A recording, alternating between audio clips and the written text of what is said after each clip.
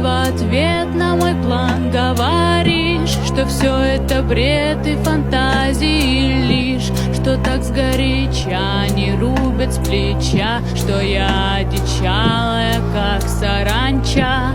Они люди близкие, как ни крути, и я не смогу на такое пойти.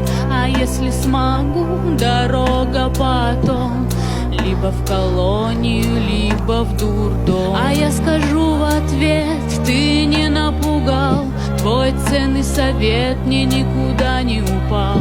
И вообще тебя нет, ты выдуман мной, и все, что ты скажешь, фактически ноль. Все эти слова придумала я, мечтая одна, застыв у окна. А в этом окне качается ель, кончается день, дичает апрель.